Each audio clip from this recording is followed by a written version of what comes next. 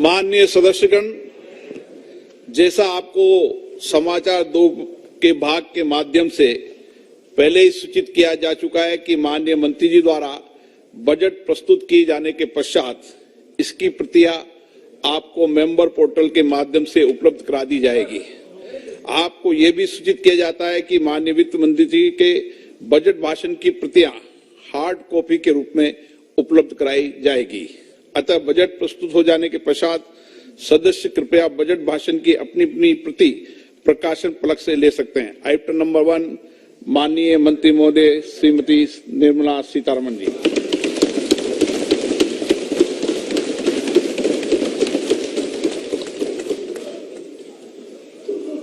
मंत्री जी आज digital budget पढ़ रहे हैं।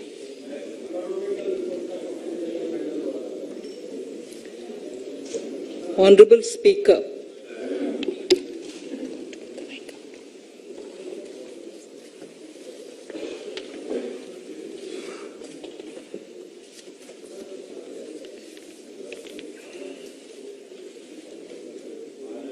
Honorable Speaker, sir, I present the budget for the year 2022-23. At the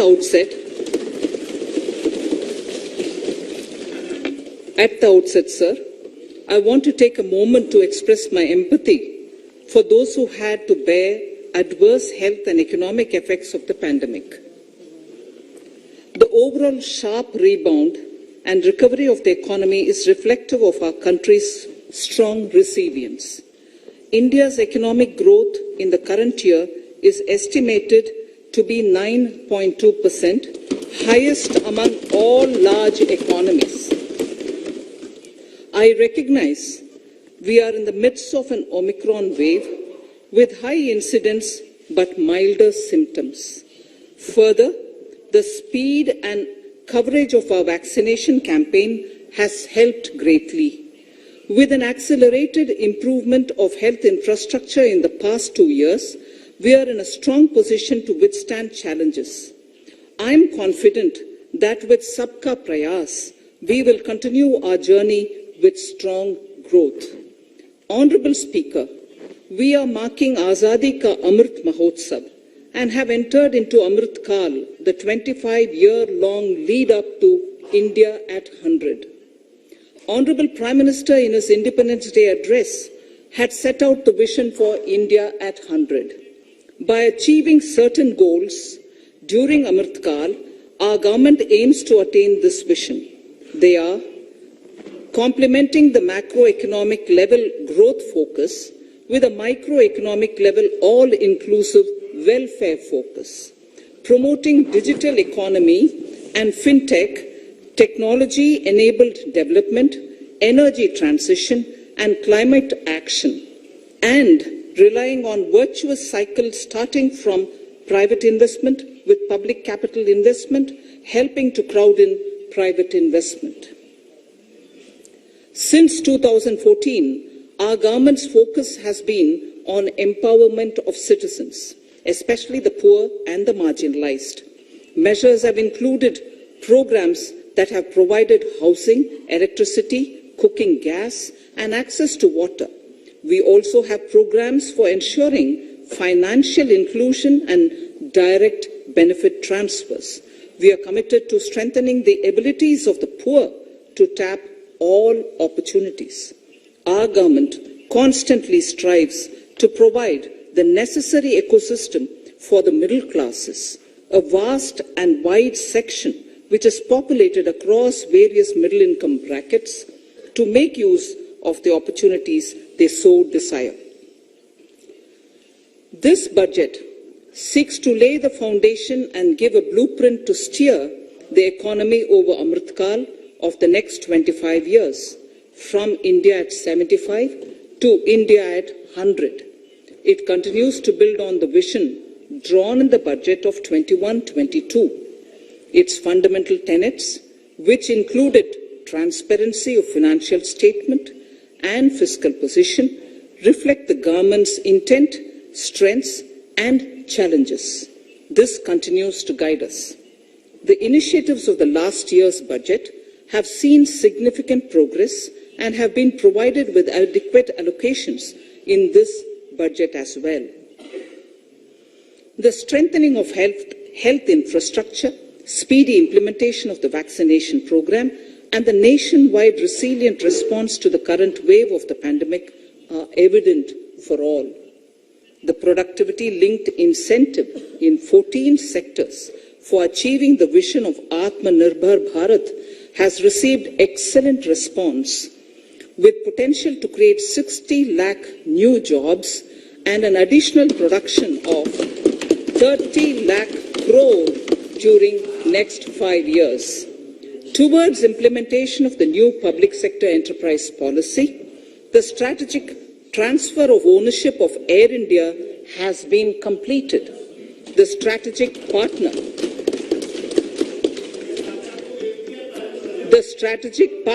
for Neelanchal Ispat Nigam Limited has been selected.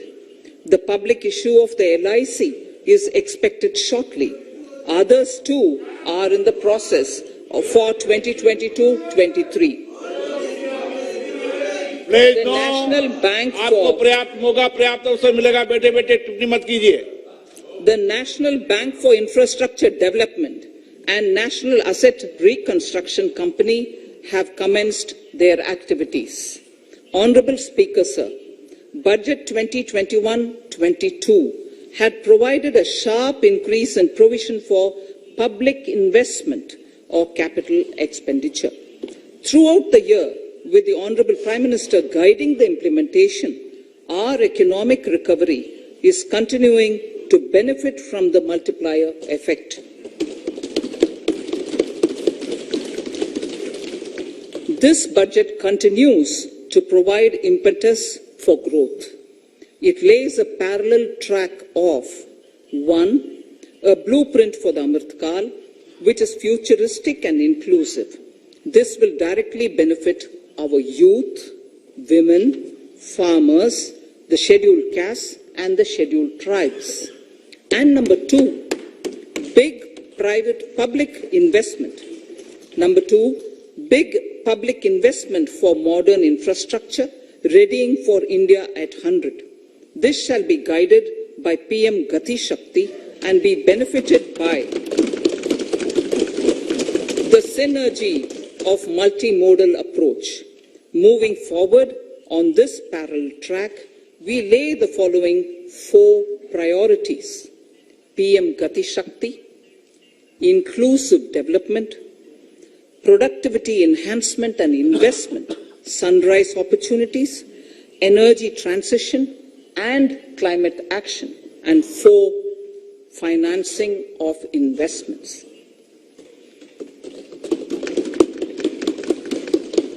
PM Gati Shakti. PM Gati Shakti is a transformative approach for economic growth and sustainable development. The approach is driven by 7 engines, namely roads, railways, airports, ports, mass transport, waterways, and logistics infrastructure. All 7 engines will pull forward the economy in unison. These engines are supported by the complementary roles of energy transmission, IT communication, bulk water and sewerage, and social infrastructure. Finally, the approach is powered by clean energy and Sabka Prayas. The efforts of the central government, the state governments, and the private sector together, leading to a huge job and entrepreneurial opportunities for all, especially the youth.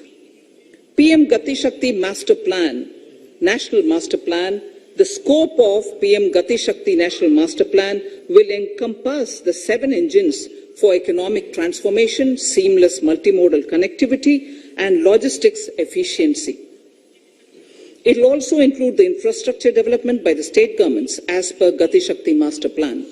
The focus will be on planning, financing, including through innovative ways, use of technology, and speedier implementation. The projects pertaining to these 7 engines in the national infrastructure pipeline will be aligned with PM Gati Shakti framework. The touchstone of the master plan will be world-class modern infrastructure, and logistics synergy among different modes of movement, both of people and goods, and location of projects. This will help raise the productivity and accelerate economic growth and development. Road transport. PM Gati Shakti Master Plan for expressways will be formulated in 22-23 to facilitate faster movement of people and goods. The National Highways network will be expanded by 25,000 kilometers in 2022-23. 20,000 crores of rupees will be mobilized through innovative ways of financing to complement the public resources. The data exchange among all mode operators will be brought on unified logistics interface platform, designed for application programming interface.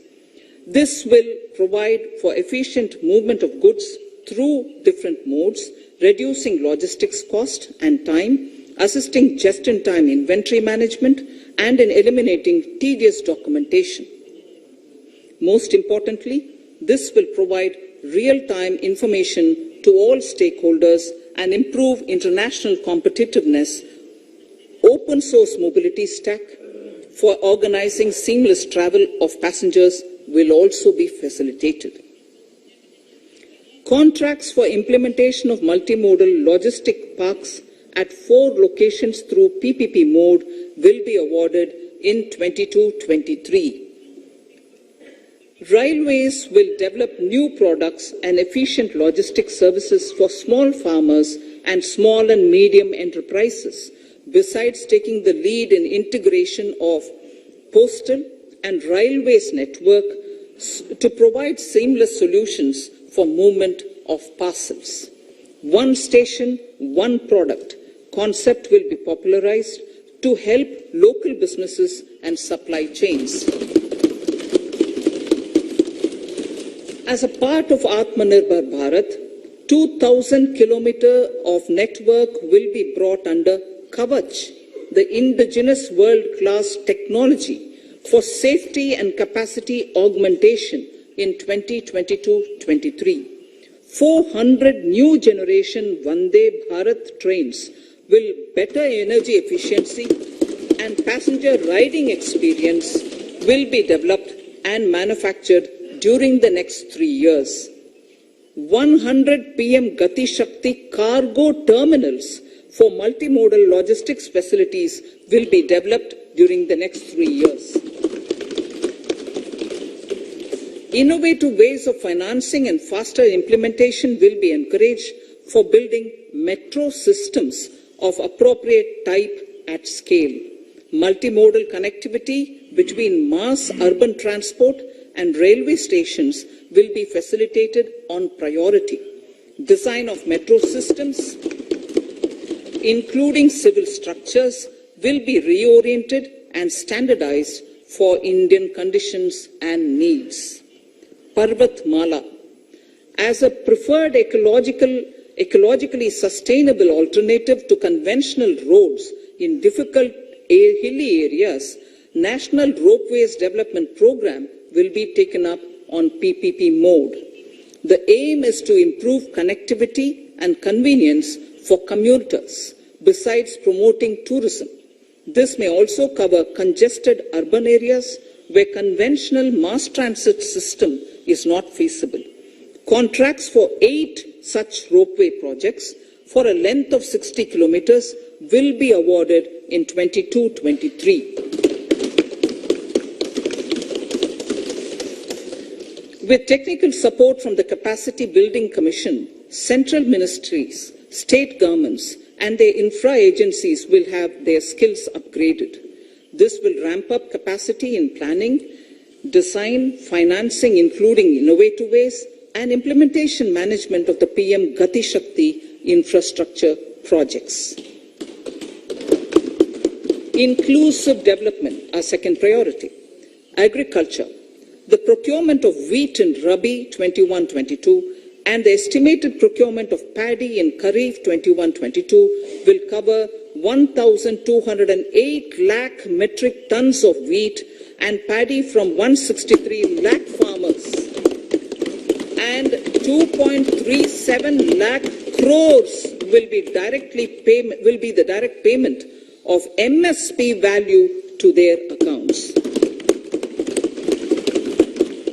Chemical-free natural farming will be promoted throughout the country, with a focus on farmers' lands in 5-kilometer wide corridors along the river Ganga at the first stage.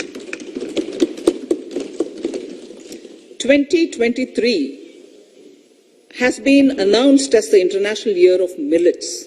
Support will be provided for post-harvest value addition, enhancing domestic consumption, and for branding millet products nationally and internationally. To reduce our dependence on import of oil seeds, a rationalized and comprehensive scheme to increase domestic production of oil seeds will be implemented.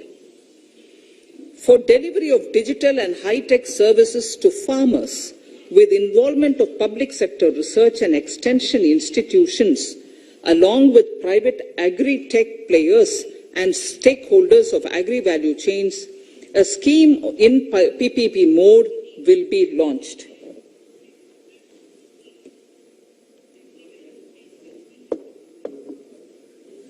Use of Kisan drones will be promoted for crop assessment, digitization of land records, spraying of insecticides and nutrients.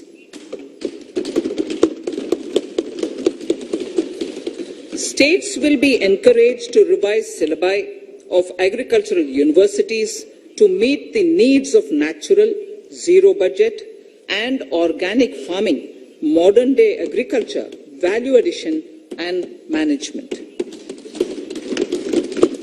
A fund with blended capital raised under the co-investment model will be facilitated through the NABARD. This is to finance startups for agriculture and rural enterprise relevant for farm produce value chain. The activities of these startups will include inter alia, support for FPOs, machinery for farmers on rental basis at farm level, and technology including IT-based support. The implementation of the Ken-Betwa link project at an estimated cost of 44,605 crores will be taken up. This is aimed at providing irrigation benefits to 9.0 lakh hectare of farmers' lands, drinking water supply to 62 lakh people, 103 megawatt of hydro, 27 megawatt of solar power, allocations of 4,300 crores of rupees in the RE 21-22 and 1,400 crores of rupees in 22-23 have been made for this project. Honorable Speaker, sir, draft DPRs for 5 river links, namely Daman Ganga Pinjal, Partapi Narmada, Godavari Krishna, Krishna Pennar, and Pennar Kaveri have been finalized. Once a consensus is reached among the beneficiary states, the Centre will provide support for their implementation. For farmers to adopt suitable varieties of fruits and vegetables and to use appropriate production and harvesting techniques, our government will provide a comprehensive package with participation of state governments.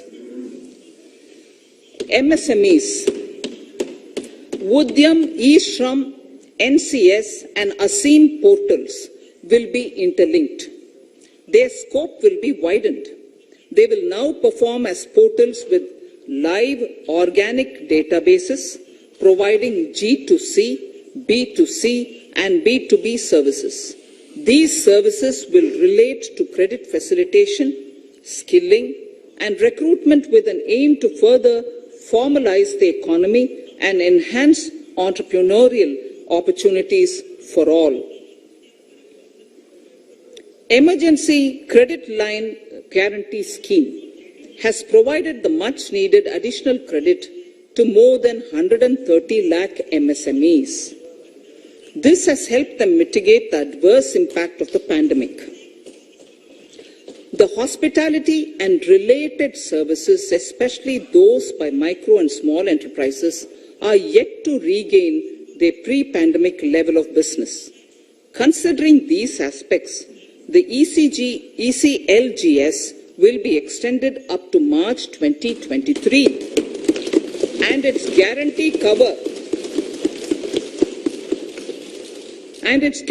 cover will be expanded by 50,000 crores of rupees to total cover of 5 lakh crores.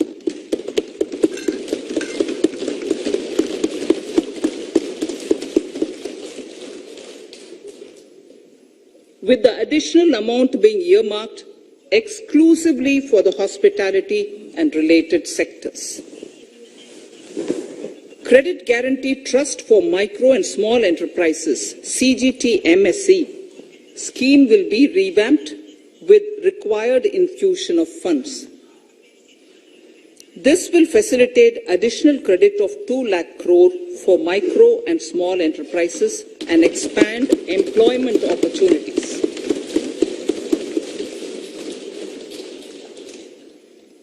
Raising and Accelerating MSME Performance (RAMP) program will outlay of 6,000 crore over 5 years will be rolled out. This will help MSME sector become more resilient, competitive and efficient.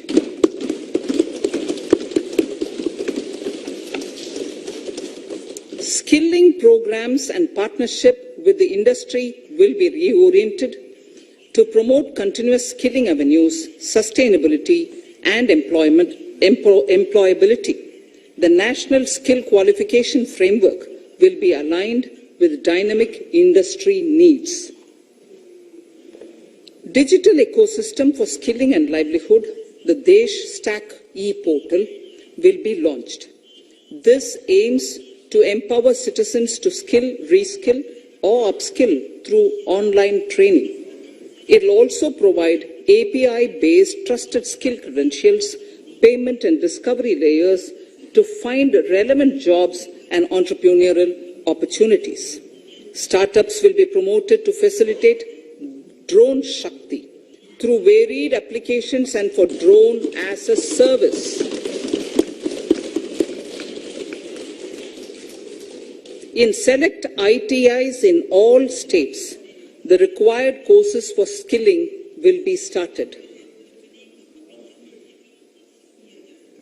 Due to the pandemic-induced closure of schools, our children, particularly in the rural areas and those from scheduled castes and scheduled tribes and other weaker sections, have lost almost 2 years of formal education.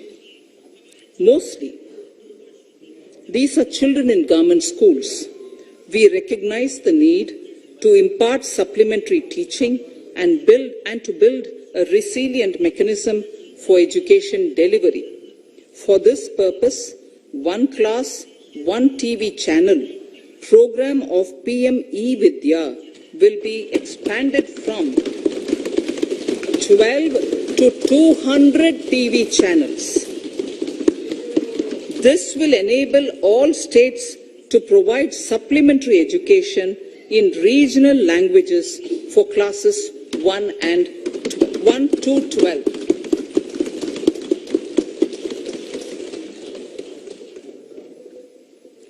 High-quality e-content in all spoken languages will be developed for delivery via internet, mobile phones, TV, and through radio and digital teachers. A competitive mechanism for development of quality e-content by the teachers will be set up to empower and equip them with digital tools of teaching and facilitate better learning outcomes. A digital university will be established to provide access to students across the country for world-class quality universal education with personalized learning experience at their doorsteps. This will be made available in different Indian languages and ICT formats. The university will be built on a networked hub and spoke model, with the hub building cutting-edge ICT expertise. The best public universities and institutions in the country will collaborate as a network of hub and spoke. An open platform for the national digital health ecosystem will be rolled out. It will consist of digital registries of health providers and health facilities, unique health identity, consent framework, and universal access to health facilities. The pandemic has accentuated mental health problems in people of all ages.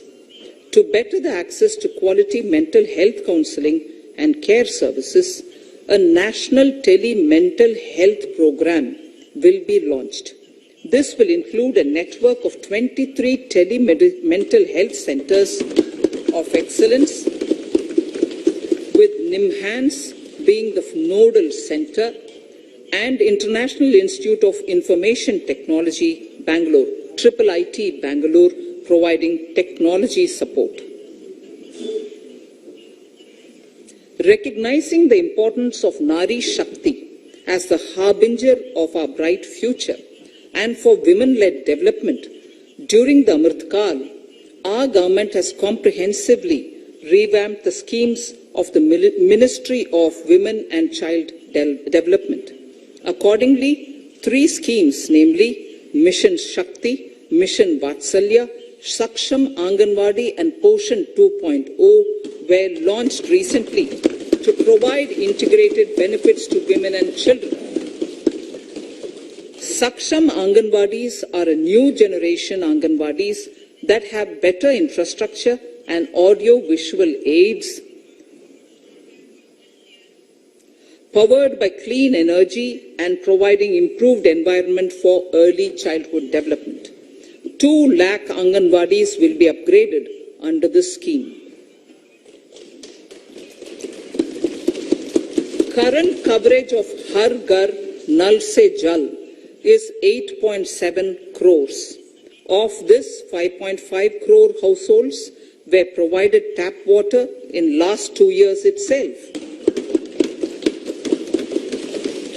Allocation of 60,000 crores of rupees has been made with an aim to cover 3.8 crore households in 2022 and 23. In 22-23, 80 lakh houses will be completed for the identified eligible beneficiaries of the PM Awas Yojana, both rural and urban. 48,000 crores is allotted for this purpose. The central government will work with the state governments for reduction of time required for all land and construction related approvals, for promoting affordable housing for middle class and for the economically weaker sections in urban areas. We shall also work with the financial sector, regulators, to expand access to capital along with reduction in cost of intermediaries. A new scheme, Prime Minister's Development Initiative for the Northeast, will be implemented through the Northeastern Council. It will fund infrastructure in the spirit of PM Gati Shakti and social development projects based on felt needs of the Northeast. This will enable livelihood activities for youth and women, filling the gaps in various sectors. It will not be a substitute for existing central or state schemes. While the central ministries may also post their candidate projects, priority will be given to those posted by the states. An initial allocation of 1,500 crores of rupees will be made, and the initial list of projects is given in Annexure 1 of my speech. Our vision to improve the quality of life of citizens in the most backward districts of the country through Aspirational Districts program has been translated into reality in a very short span of time. 95% of those 112 districts have made significant progress in key sectors such as health, nutrition, financial inclusion, and basic infrastructure. They have surpassed even some of the state average values.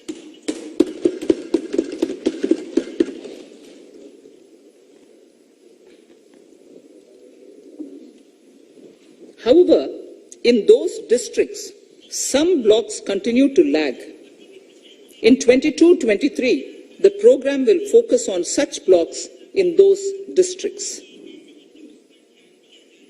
Border villages with sparse population, limited connectivity, and infrastructure often get left out from the development gains. Such villages on the northern border will be covered under a new Vibrant Villages program. The activities will include construction of village infrastructure, housing, tourist centers, road connectivity, provisioning of decentralized renewable energy, direct-to-home access for Doordarshan and educational channels, and support for their livelihood generation.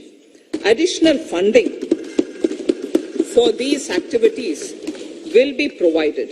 Existing schemes will be converged. We will define their outcomes and monitor them on a constant basis.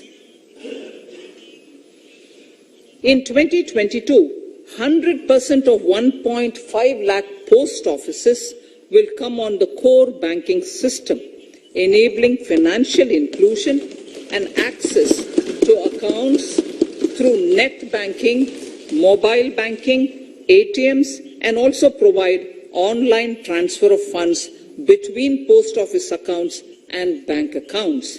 This will be helpful, especially for farmers and senior citizens in rural areas, enabling interoperability and financial inclusion.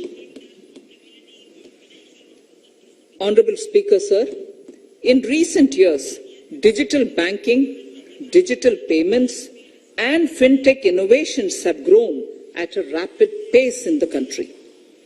Government is continuously encouraging these sectors to ensure that the benefits of digital banking reach every nook and corner of the country in a consumer-friendly manner.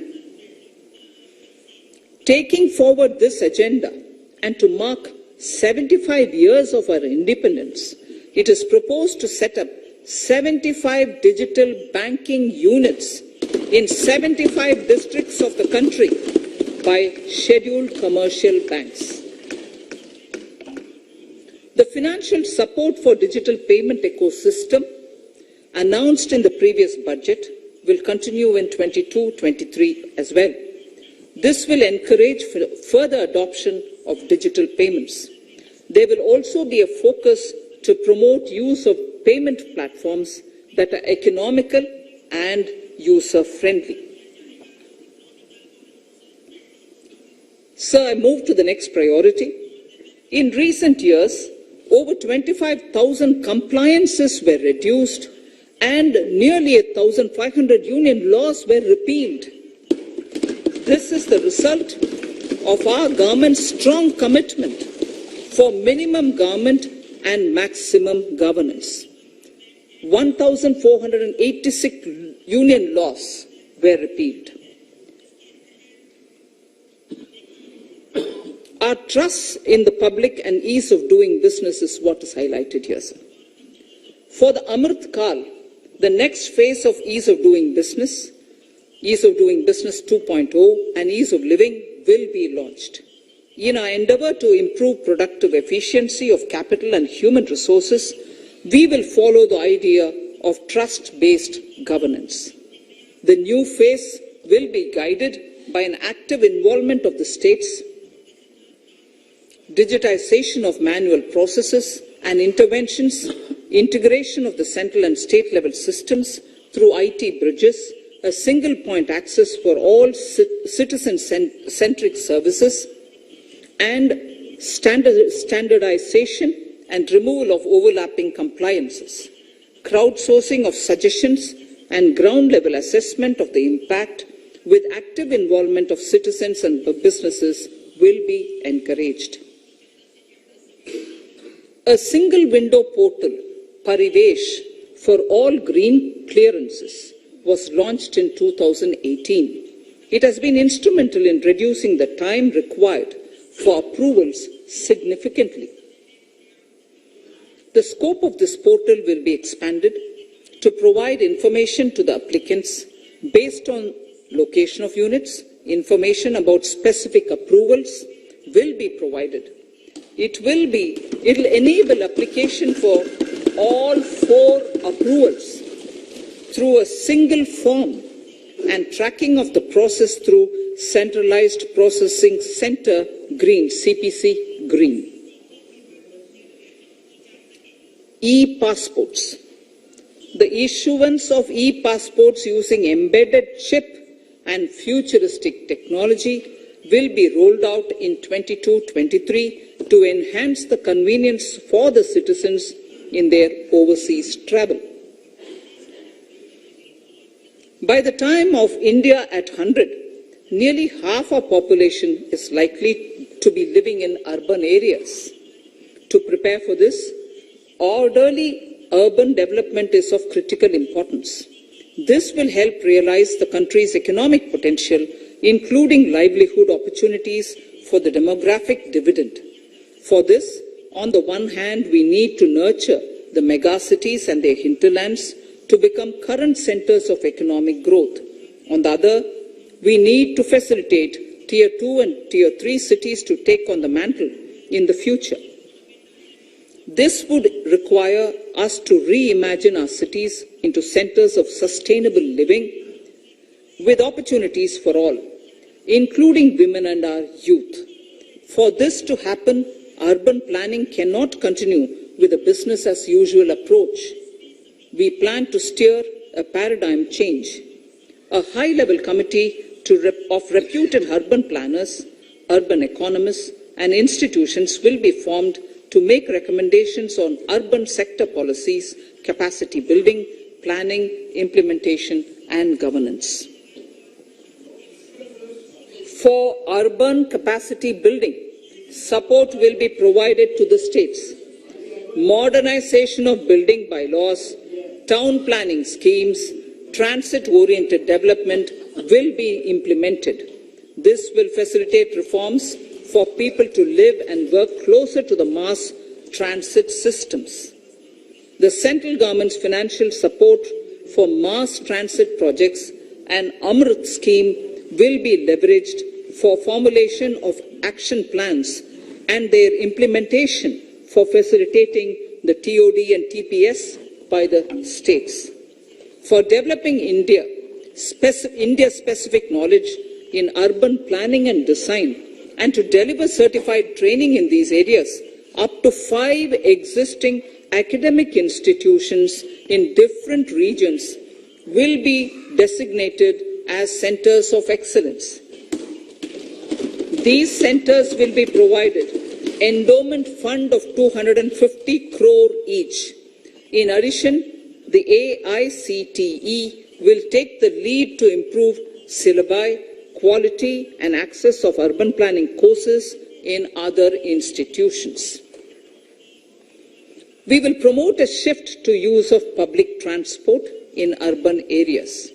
This will be complemented by clean tech and governance solutions, special mobility zones with zero fossil fuel policy and EV vehicles.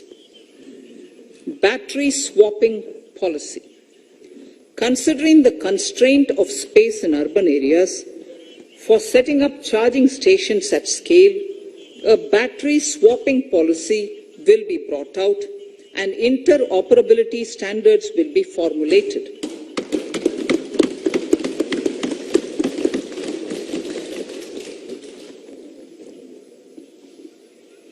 The private sector will be encouraged to develop sustainable and innovative business models for battery or energy as a service. This will improve efficiency in the EV ecosystem. Efficient use of land resources is a strong imperative. States will be encouraged to adopt unique land parcel identification number to facilitate IT-based management of records. The facility for transliteration of land records across any of the Schedule 8 languages will also be rolled out. The adoption of linkage with National Generic Document Registration System, NGDRS, with the One Nation, One Registration software will be promoted as an option for uniform process of registration and anywhere registration of deeds and documents. Necessary amendments in the code IBC will be carried out to enhance the efficiency of the resolution process and facilitate cross-border insolvency resolution. Accelerated corporate exit.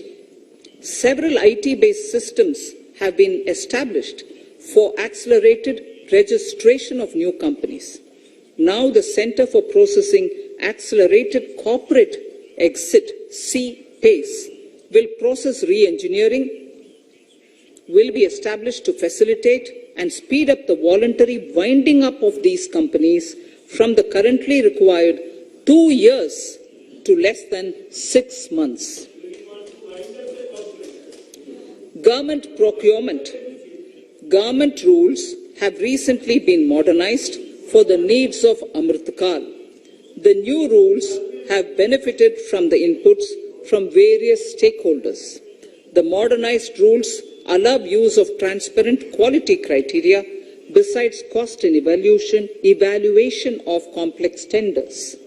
Provisions have been made for payment of 75% of running bills mandatorily within 10 days and for encouraging settlements of disputes through conciliation. As a further step to enhance transparency and to reduce delays in payments, a completely paperless, end-to-end online e-bill system will be launched for use by all central ministries for their procurements. The system will enable the suppliers and contractors to submit online their digitally signed bills and claims and track their status from anywhere. To reduce indirect cost for suppliers and work contractors, the use of surety bonds as a substitute for bank guarantee will be made acceptable in government procurements. Business such as gold imports may also find this useful. IRDAI, insurance regulator, has given the framework for issue of surety bonds by insurance companies. AVGC Promotion Task Force. The animation, visual effects, gaming and comic, the AVGC sector, offers immense potential to employ youth. An AVGC Promotion Task Force with all stakeholders will be set up to recommend ways to realize this and build domestic capacity for serving our markets and the global demand. Telecom sector. Telecommunications in general and 5G technology in particular can enable growth and offer job opportunities.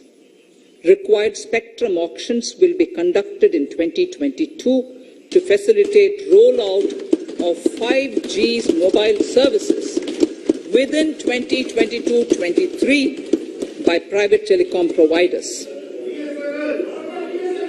A scheme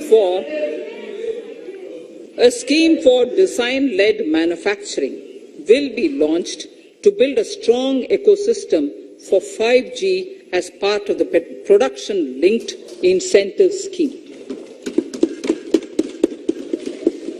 To enable affordable broadband and mobile service proliferation in rural and remote areas, 5% of annual collections under the Universal Service Obligation Fund will be allocated. This will promote R&D and commercialization of technologies and solutions. Our vision is that all villages and their residents should have the same access to e-services, communication facilities, and digital resources as urban areas and their residents.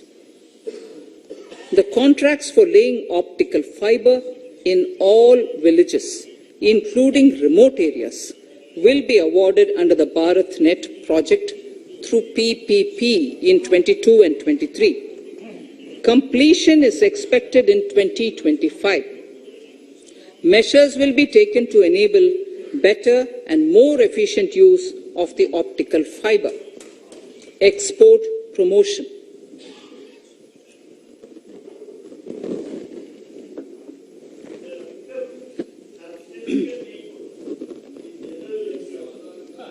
The Special Economic Zones Act will be replaced with a new legislation that will enable the states to become partners in development of enterprise and service hubs. This will cover all large existing and new industrial enclaves to optimally utilize available infrastructure and enhance competitiveness of exports. Atmanirbharta in defense. Our government is committed to reducing imports and promoting Atmanirbharta in equipment for the armed forces. 68% of the capital procurement budget will be earmarked for domestic industry in 22-23, up from 58% in 21-22. Defense R&D will be opened up for industry, startups, and academia, with 25% of defense R&D budget earmarked. Private industry will be encouraged to take up design and development of military platforms and equipment in collaboration with DRDO and other organizations through SPV model. An independent nodal umbrella body will be set up for meeting wide-ranging testing and certification requirements.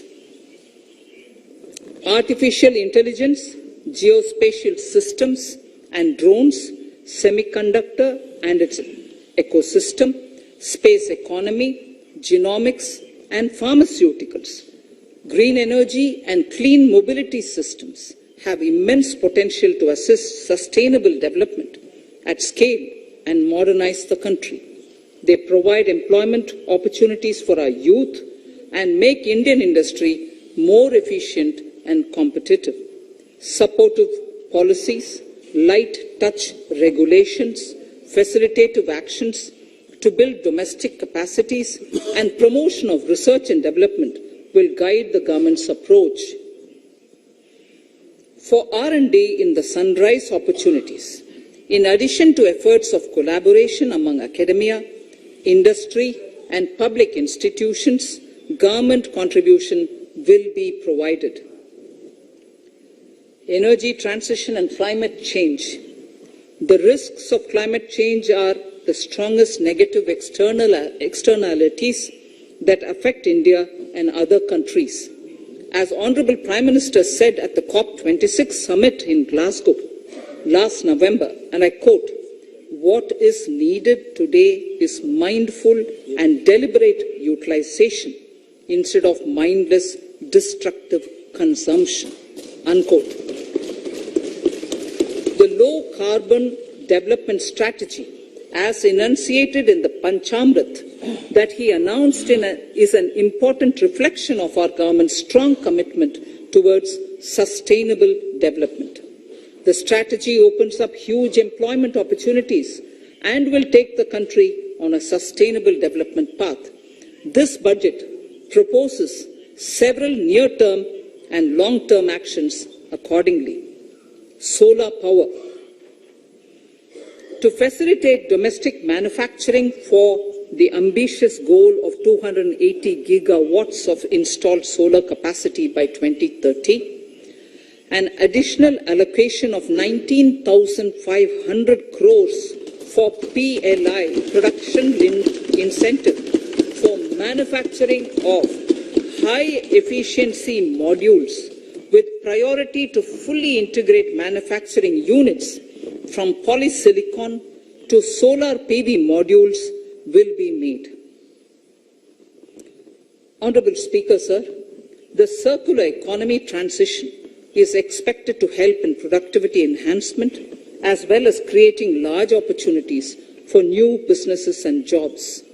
The action plans for 10 sectors such as electronic waste, end-of-life vehicles, used oil waste, toxic and hazardous industrial waste are already ready.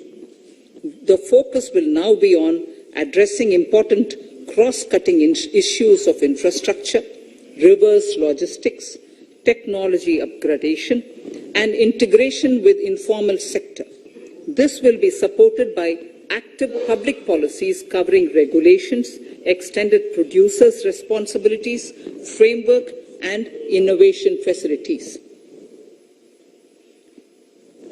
5 to 7% biomass pellets will be co-fired in thermal power plants, resulting in carbon dioxide savings of 38 MMT annually. This will also provide extra income to farmers and job opportunities to locals and help avoid stubble burning in agricultural fields. Saving energy is an important aspect of the energy management. Hence, energy efficiency and savings measures will be promoted. This will be done in large commercial buildings through the energy service company business model. It will facilitate capacity building and awareness for energy audits, performance contracts, and common measurement of and verification protocol. 4 pilot projects for coal gasification and conversion of coal into chemicals required for the industry will be set up to evolve technical and financial viability. The policies and required legislative changes to promote agroforestry and private forestry will be brought in. In addition, financial support will be provided to farmers belonging to scheduled castes and scheduled tribes who want to take up agroforestry. Honorable Speaker, I now move to the 4th priority, financing of investments. Capital investment holds the key to speedy and sustainable economic revival and consolidation through its multiplier effect.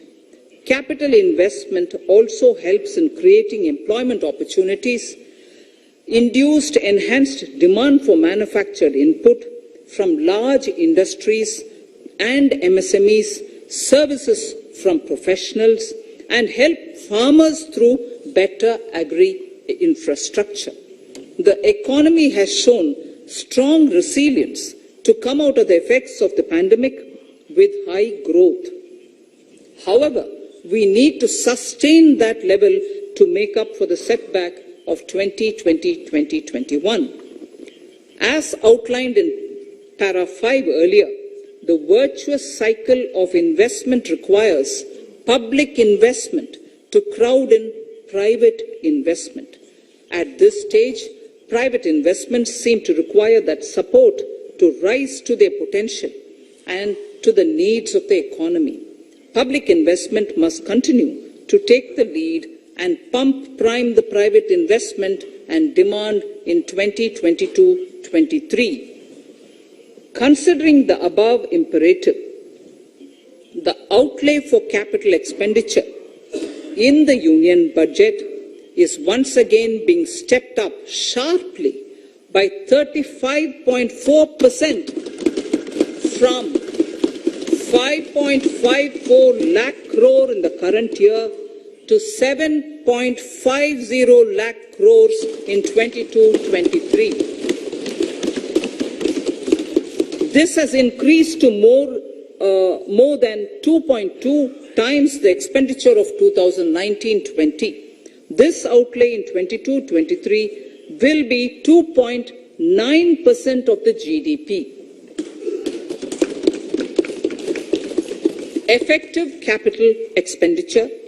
With this investment taken together with the provision made for creation of capital assets through grants and aid to states, the effective capital expenditure of the central government is estimated at 10.68 lakh crores in 22-23, which will be about 4.1% of the GDP.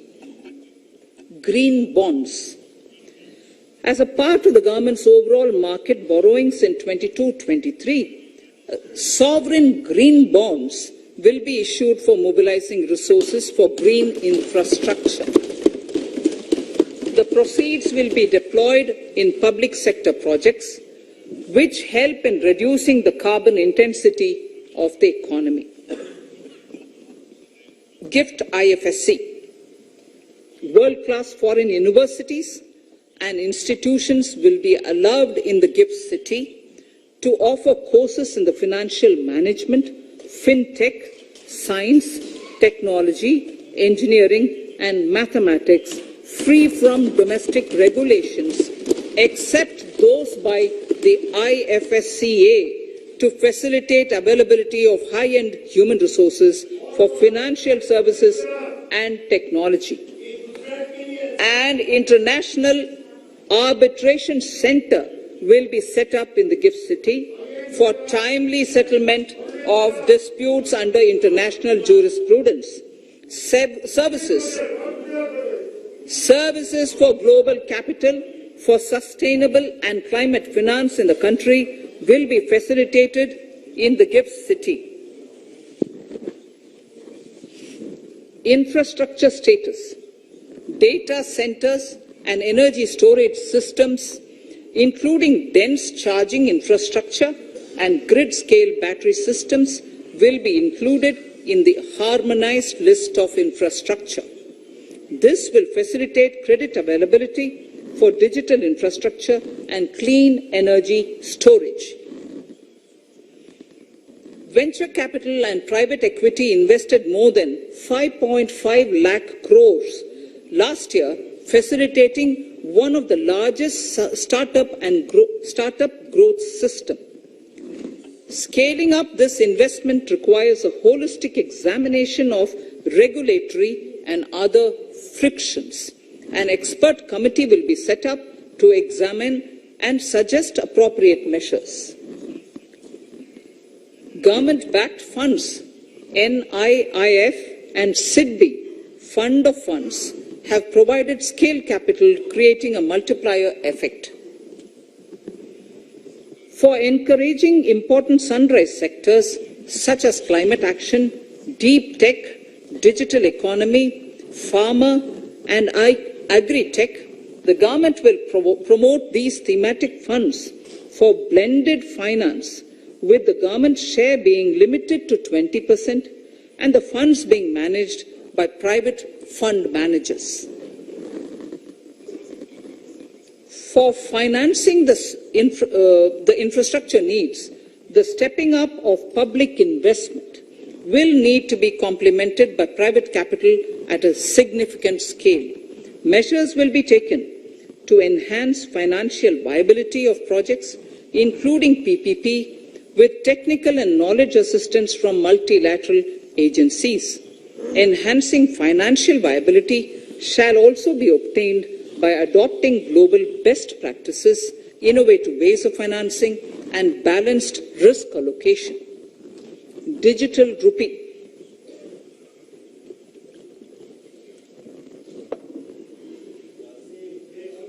Introduction of a central bank digital currency will give a big boost to digital economy. Digital currency will also lead to a more efficient and cheaper currency management system.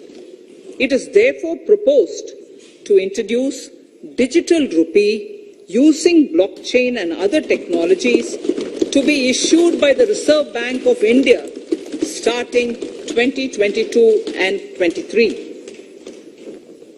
Financial assistance to states for capital investment. Reflecting the true spirit of cooperative federalism, the central government is committed to bolstering the hands of the states in enhancing their capital investment towards creating productive assets and generating remunerative employment. The scheme for financial assistance to states for capital investment has been extremely well received by the states. In deference to the requests received during my meeting with the chief ministers and state finance ministers, the outlay for this scheme is being enhanced from 10,000 crores in the budget estimates to 15,000 crores in the revised estimates for the current year.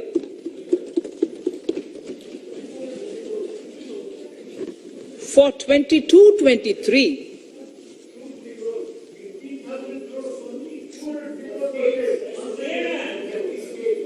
I'll repeat that sentence for the benefit of many of our honourable members. In deference to the requests received during my meeting with chief ministers and state finance ministers, the outlay for this scheme is being enhanced from 10,000 crores in the BE to 15,000 crores, 15,000 crores in the RE of the current year. For 22-23, the allocation is 1 lakh crores to assist the states in catalyzing the overall investments in the economy. These 50-year interest-free loans are over and above the normal borrowings allowed to the states,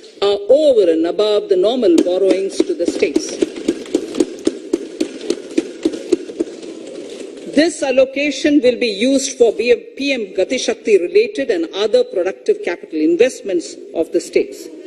It will also include components for supplemental funding for priority segments of PM Gram Sadak Yojana, including support for the state share, digitization of the economy, including digital payments and completion of OFC network, and reforms related to building bylaws, town planning schemes, transit-oriented development, and transferable development rights. In 22-23, in accordance with the recommendations of the 15th Finance Commission, the states will be allowed a fiscal deficit of 4% of the GSDP, of which 0.5% will be tied to power sector reforms, for which the conditions have already been communicated in 21-22. Fiscal management. As against a total expenditure of 34.83 lakh crores of rupees projected in the BE 21-22, the revised estimate is 37.70 lakh crores. The revised estimate of capital expenditure is 6.3 lakh crores of rupees. This includes an amount of 51,971 crores towards settlement of outstanding guaranteed liabilities of Air India and its other sundry commitments. Coming to the budget estimates, Honourable Speaker, sir, the total expenditure in 22-23 is estimated at 39.45 lakh crores, while the total receipts other than borrowings are estimated at 22.84 lakh crores of rupees.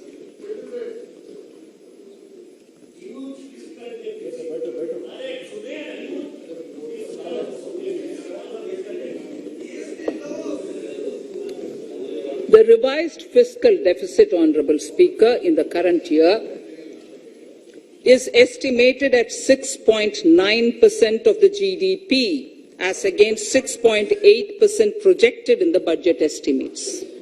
The fiscal deficit is in 22-23 is estimated at 6.4% of the GDP, which is consistent with the broad path of the fiscal consolidation announced by me last year to reach a fiscal deficit level below 4.5% by 25-26.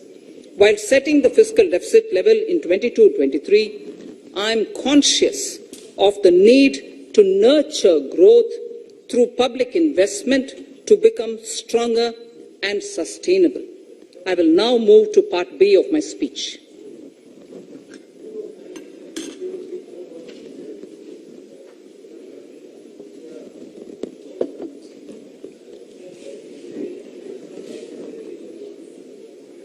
Direct tax. Honorable Speaker, sir, I take this opportunity to thank all the taxpayers of our country who have contributed immensely and strengthened the hands of the government in helping their fellow citizens in this hour of need. So I have brought in a little verse from the Mahabharata. I wouldn't spend more time reading because I would like the speech to get enough time. However, the substance of it is the king must make arrangements for yoga kshema, which is the welfare of the populace, by way of abandoning any laxity and by governing the state in line with dharma, along with collecting taxes which are in consonance with dharma. This is Mahabharata Shanti Parva Adhyaya, Shloka 11 from 72. Drawing wisdom from our ancient texts, we continue on the path to progress. The proposals in this budget, while continuing with our declared policy of stable and predictable tax regime, intend to bring more reforms that will take ahead our vision to establish a trustworthy tax regime. This will further simplify the tax system, promote voluntary compliance by taxpayers, and reduce litigation. Introducing new updated return. India is growing at an accelerated pace and people are undertaking multiple financial transactions. The Income Tax Department has established a robust framework of reporting of taxpayers' transactions. In this context, some taxpayers may realize that they have committed omissions or mistakes in correctly estimating their income for tax payment. To provide an opportunity to correct such errors, I am proposing a new provision permitting taxpayers to file an updated return on payment of additional tax. This updated return can be filed within 2 years from the end of the relevant assessment year.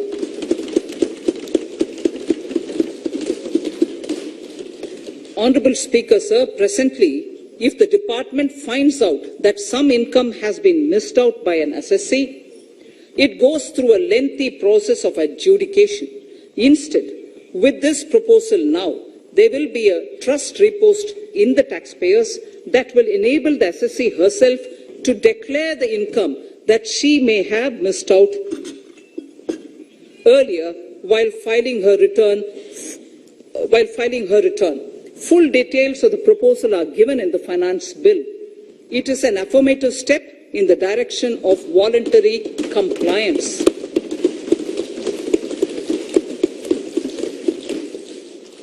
Reduced alternative minimum tax rate and surcharge for cooperatives. Currently, cooperative societies are required to pay alternate minimum tax at the rate of 18 and 1.5%. However, companies pay the same rate, the same, which is the alternate minimum tax, at the rate of 15%. To provide a level playing field between cooperative societies and companies, I propose to reduce this rate for the cooperative societies also to 15%. Honorable Speaker, sir, I also propose to reduce the surcharge on cooperative societies from the present 12% to 7% for those having total income of more than 1 crore and up to 10 crores. This would help in enhancing income of cooperative societies and its members who are mostly from the rural and from farming communities. Tax relief to persons with disability. The parent or guardian of a differently abled person can take an insurance scheme for such person. The present law provides for deduction to the parent or guardian only if the lump sum payment or annuity is available to the differently abled person on the death of the subscriber, that is the parent or the guardian. There could be situations where the differently abled dependent may need payment of annuity or lump sum amount even during the lifetime of their parent or guardian.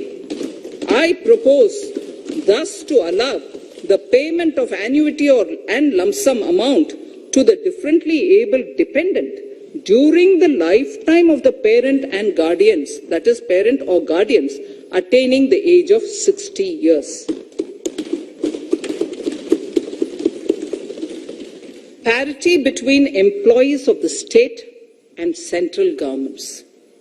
At present, the central government contributes 14% of the salary of its employee to the National Pension System, NPS, Tier 1. This is allowed as a deduction in computing the income of the employee. However, such deduction is allowed only to the extent of 10% of the salary in case of employees of the state governments. To provide equal treatment to both central and state government employees, I propose to increase the tax deduction limit from 10% to 14% on employers' contribution to the MPS account of state government employees as well. This would help in enhancing the social security benefits of the state government employees and bring them at par with central government employees. Incentives for startups. Startups have emerged as drivers of growth for our economy. Over the past few years, the country has seen a manifold increase in successful startups. Eligible startups established before 31/3/2022 had been provided a tax incentive for 3 consecutive years out of the 10 years from incorporation.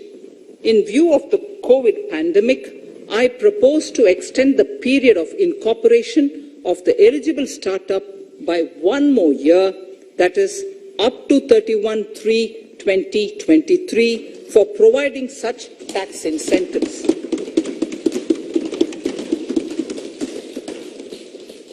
Incentives for newly incorporated manufacturing entities under concessional tax regime. In an effort to establish a global competitive business environment for certain domestic companies, a concessional tax regime of 15% was introduced by our government for newly incorporated domestic manufacturing companies. I propose to extend the last date for commencement of manufacturing or production under Section 115BAB by 1 more year, that is from 31st March 2023 to 31st March 2024.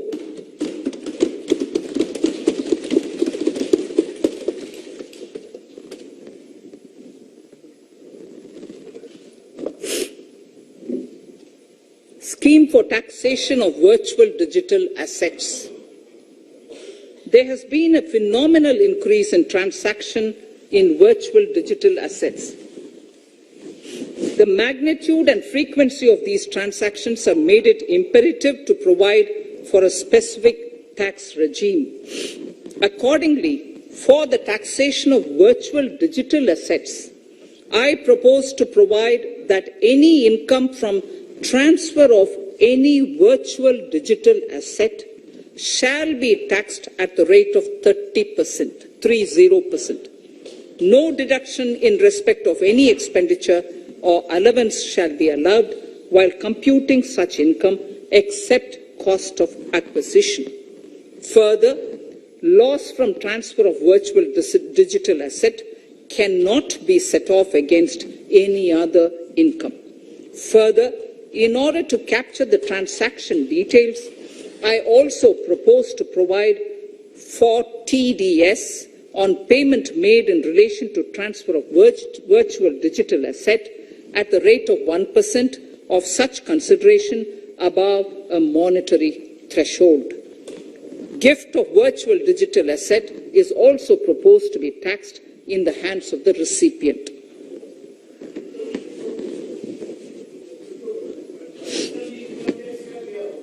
Litigation management to avoid repetitive appeals by the department. It has been observed that a lot of time and resources are consumed in filing of appeals which involve identical issues.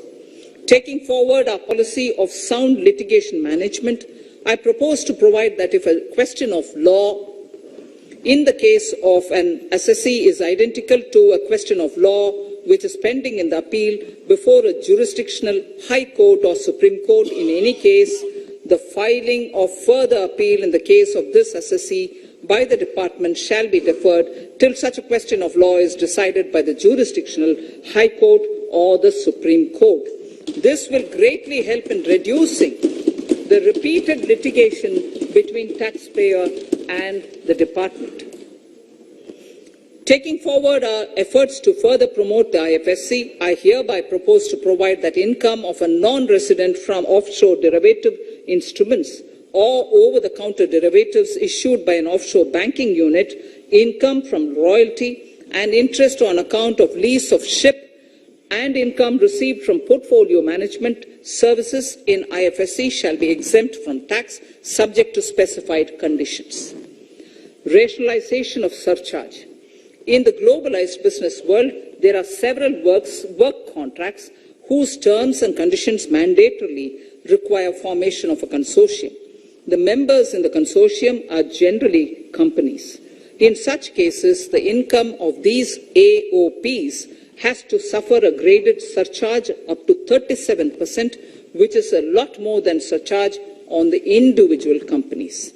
Accordingly, I propose to cap the surcharge of these AOPs at 15%, 15%. Further, the long-term capital gains on listed equity shares, units, etc., are liable to maximum surcharge of 15%, while other long-term capital gains are subjected to a graded surcharge which goes up to 37%. I propose to cap the surcharge on long-term capital gains arising on transfer of any type of assets at 15%. This step will give a boost to startup community, and along with my proposal on the extended tax benefits to manufacturing companies and startups, reaffirms our commitment to Atmanirbhar Bharat. Clarification in relation to health and education cess as business expenditure. The income tax is not an allowable expenditure for computation of business income. This includes tax as well as surcharges. The health and education cess is imposed as an additional surcharge on the taxpayer for funding specific government welfare programs. However, some courts have allowed health and education cess as business expenditure, which is against the legislative intent. To reiterate the legislative intent, I propose to clarify that any surcharge or cess on income and profits is not allowable as business expenditure. Deterrence against tax evasion. Honourable Speaker, sir, presently there is ambiguity regarding set-off of brought forward loss against undisclosed income detected in search operations. It has been observed that in many cases where undisclosed income or suppression of sales, etc., is detected, payment of tax is avoided by setting off of losses. In order to bring certainty and to increase deterrence among tax evaders, I propose to provide that no set-off of any loss shall be allowed against undisclosed income detected during search and survey operations.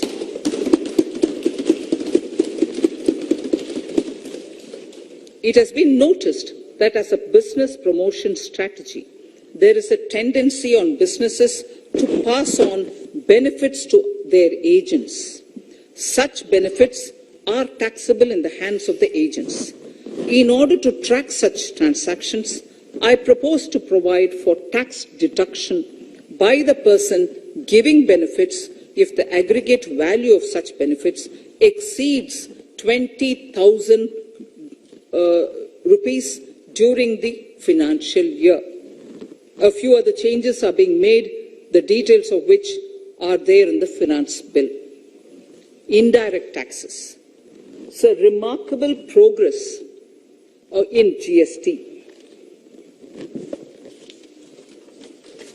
GST has been a landmark reform of independent India, showcasing the spirit of cooperative federalism.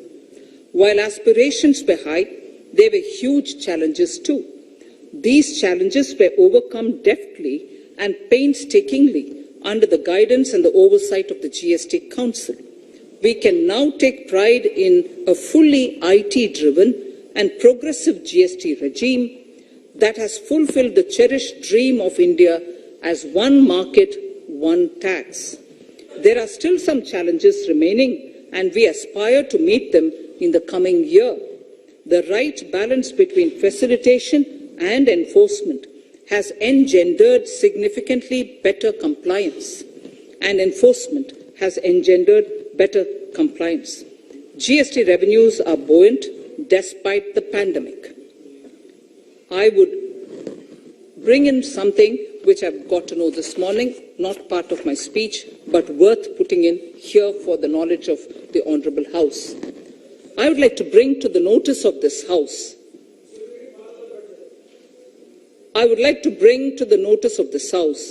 that the gross GST collections for the month of January 22 are rupees 1,40,986 crores, which is the highest since the inception of GST. This has been possible due to rapid economic growth, recovery, post-COVID,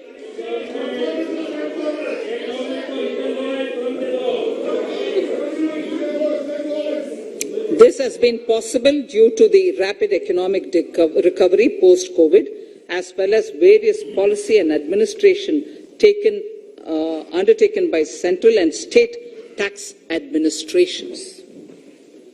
Taxpayers deserve applause for this growth.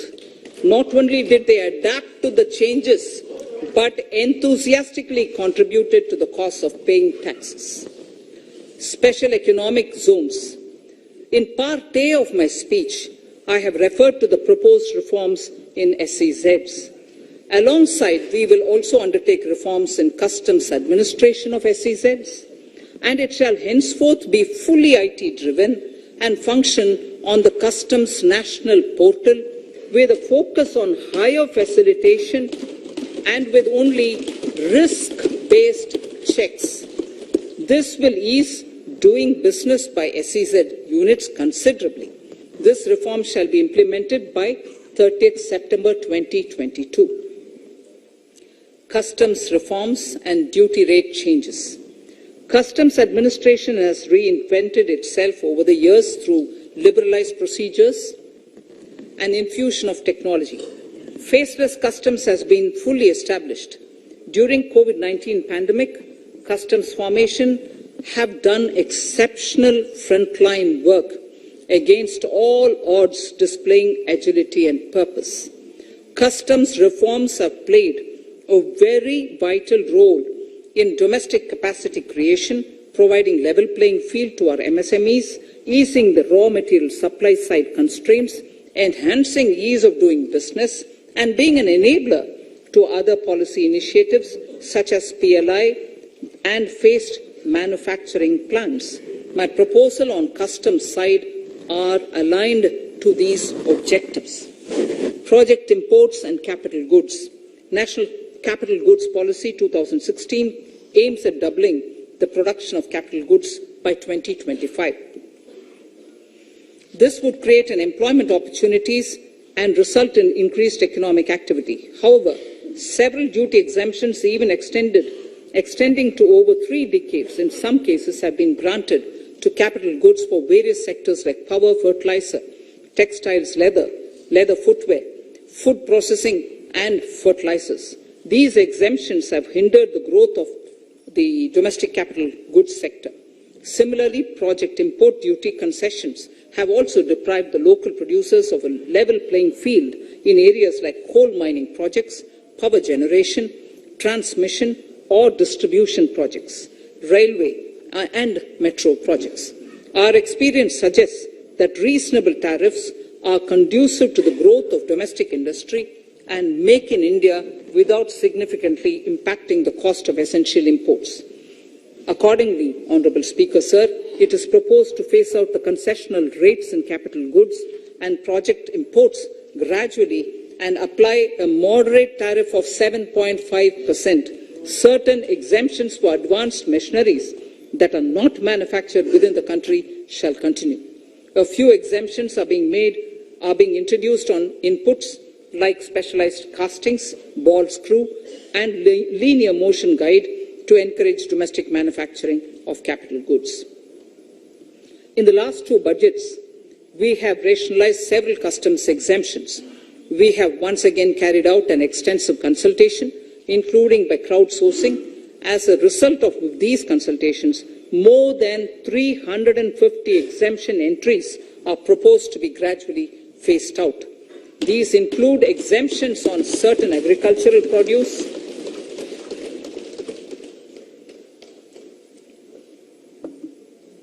chemicals, fabrics, medical devices and drugs, and medicines for which sufficient domestic capacity exists.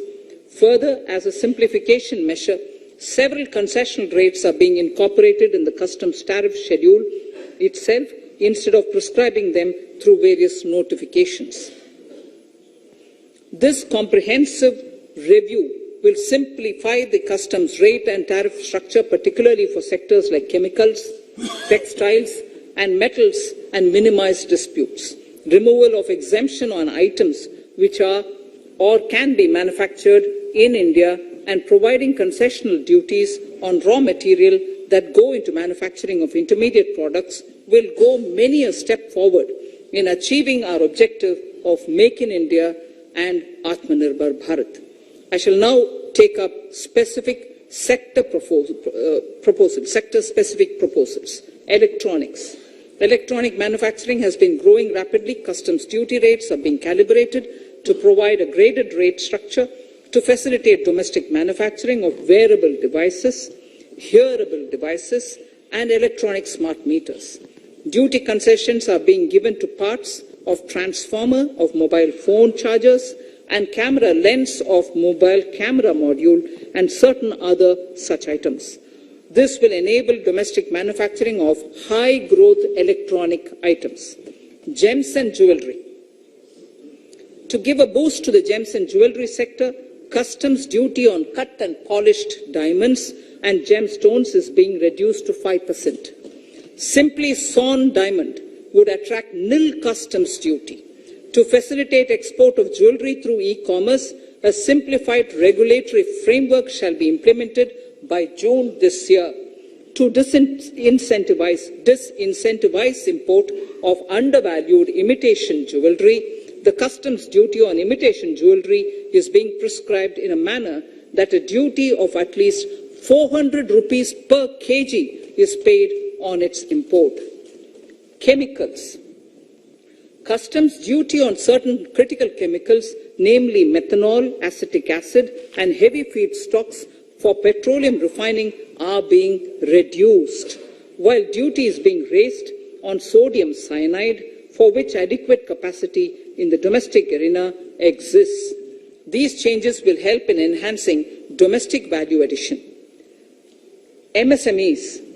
Duty on umbrellas is being raised to 20%. Exemption to parts of umbrellas is being withdrawn. Exemption is also being rationalized on implements and tools for agricultural sector which are manufactured in India. Customs duty exemption given to steel scrap last year is being extended for another year to provide relief to MSME secondary steel producers. certain anti-dumping and CVD on stainless steel and coated steel flat products, bars of alloy steel and high-speed steel are being revoked in larger public interest considering prevailing high prices of metals. To incentivize exports, exemptions are being provided on items such as embellishment, trimmings, fasteners, buttons, zipper, lining material, specified leather, furniture fittings, and packaging boxes that may be needed by bona fide exporters of handicrafts, textiles, leather garments, leather footwear, and other goods. Honourable Speaker, sir, duty is being reduced on certain inputs required for shrimp aquaculture so as to promote its exports. Tariff measure to encourage blending of fuel. Blending of fuel is a priority for this government. To encourage the efforts for blending of fuel, unblended fuel shall attract an additional differential excise duty of Rs 2 per litre from 1st day of October 22. A few other changes are being made in duty rates, customs tariff and customs law, the details of which are there in the finance bill. Mr. Speaker, sir, with these words, I commend the budget to this august House. Thank you. Item number 2, Srimati Nirmala Sitharaman ji.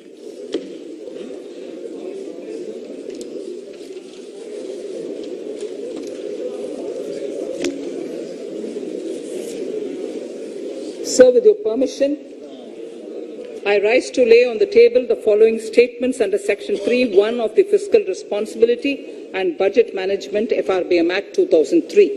Medium-term fiscal policy cum fiscal policy strategy statement and macroeconomic framework statement. Item number 3, Vitt Videk 2020, Nirmala Sitharaman ji.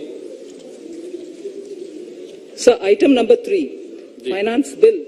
Sir, with your permission, I rise to move for leave to introduce the Finance Bill 2022. प्रश्न है कि वित्त विधेयक को पुनर्स्थापित करने की अनुमति प्रदान की जाए। जो सदस्य इसके पक्ष में हाँ कहें, जो सदस्य विरोध में ना कहें, मेरे विचार में निर्णय हाँ वालों के पक्ष में, हाँ वालों के पक्ष में। माननीय मंत्री जी, वित्त विधेयक को पुनर्स्थापित करें। Sir, I introduce the bill. सभा की कार्रवाई कल बुधवार दिनांक 2 फरवरी 2022 को 4:30 बजे तक के लिए स्थगित की जाती है।